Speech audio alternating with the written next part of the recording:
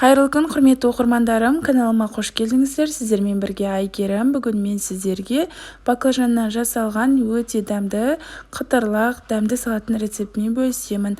Міндетті түрде видеоны өткізбей соңына дейін қарап, каналыма тіркеліп, жанындағы қоңырау белгісін басып қойды ұмытпаңыздар. Бізге ең алдымен қажетті зат бұл баклажан, яғни қазақша айтқанда баялды. Мен осындай үйімізде өсіп тұрған есік алдағы баклажандарды осылай үзіп алдым. Формасы осындай орташа көлемде болғаны дұрыс. Содан соң қызанақ қажет болады. Осындай үлкен түрін алсаңыздар да болады. Черри қызанақ қойсаңыздар тіпті керемет болып шығады. Содан соң баклажанның сыртқы бөлігін міндетті түрде салқын суда 2-3 қайтара жуып алыңыздар. Содан соң баклажанның керек емес екі бөлігін алып тастайсыздар осылай. Содан соң менің баклажаным сияқты орташа көлемде баклажан болса, оны теңдей ортасынан бөлесіздер. Егер баклажан үлкенірек болса, оны тең ортасынан 3 бөлікке бөліп, осылай 3 бұрыштау етіп турайсыздар. Міне видеодағыдай әдіспен турасаңыздар өте оңай және де формасы әдемі болып шығады. Содан соң баклажандарымызды ыдысқа салып, салқын су құйып, үстінен тұзға 10-15 минутқа салып қоясыздар. Баклажанның қышқыл дәмі кететін болады. Содан соң осы уақытта болгар бұрышын тазалап ашып турайтын боламыз. Оны да дәл баклажан сияқты бөліктерге бөлесіздер де, содан соң 3 бұрыштылау етіп, осылай 4 бұрышты 3 бұрышты етіп турап алсаңыздар болады. Бұл жерде мен салатқа черри қызанағын қолдандым. Жаңағы үлкен қызанақты қолдансаңыздар да болады. Оны да 3 бұрыштылау етіп турайсыздар. Содан соң черри қызанағын тең ортасынан бөліп алдым. Содан соң жаңағы сарымсақ керек болады. Бұл жерде мен 3 тісше сарымсақты осылай үкіштен өткізіп алдым. Егер сіздерде үкіш болмаса, пышақтың көмегімен ұсақтап турап алуға болады. Міне видеодағыдай қалған бөлігін пышақтың көмегімен турап алдым.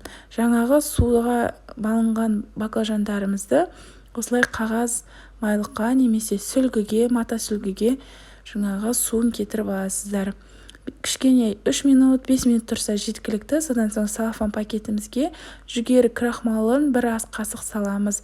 Егер жүгері крахмал болмаса, ұнды қолдансаңыздар болады. 1 ас қасық салып, осы пакетиктің үстіне барлық баклажандарымызды саламыз да, міне видеодағыдай осылай араластырамыз. Дәл осы әдіспен араластырсаңыздар, жаңағы баклажандарыңыздың барлық бөлігіне крахмал сіңетін болады. Және де ешқандай ыдыс жаңағы құртылмайды, кір болмайды. Енді осыны үлкен тарелкемізге салып аламыз. Енді қызып тұрған майымызға осы баклажандардың барлығын қуырып алатын боламыз. Міндетті түрде орташа отта қуырыңыздар, қатты отқа қуырсаңыздар, баклажанның сырты бірден қытырлақ болып пісіп, іші піспей қалады. Содан соң осылай сүзгімен сүзіп аласыздар да, қағаз майлыққа майын толықтай сіңіріп алатын боласыздар. Осымен біздің баклажанымыз дайын болды. Енді егер сіздерге болгарский, яғни болгар бұрышының қытырлақ болғаны ұнамаса, осылай жаңағы баклажаннан кейін майға кішкене ғана бір қуырып алсаңыздар, баклажанның жаңағы болгарскийіміз жұмсақ болады. Барлығын бір ыдысқа саламыз. Содан соң сояны 1 ас қасық толтырып салып, дәміне қарай тұз және де аздаған күнжіт саламыз. Осы кезде түрлі өзіңізге ұнаған кинза немесе укроп, петрушка атты ас көктері қолдансаңыздар болады. Өте керемет болып шығады. Мендегі ондай жоқ болғандықтан қоспадым. Бар болса қоссаңыздар өте дұрыс болады. Және де әсемдік үшін осындай кудряшка деп аталатын шөпті, көк шөпті қолдандым. Осылай жаңағыдай оформление дейді ғой, әрлесеңіздер дастарханның сәнін ашып, өте керемет болып шығады. Міндетті түрде осы рецептпен жасап көріңіздер, ұнайды деген ойдамын. Және де каналыма дәл қазір тіркеліп, жанында қоңырау белгісін басып қойды ұмытпаңыздар.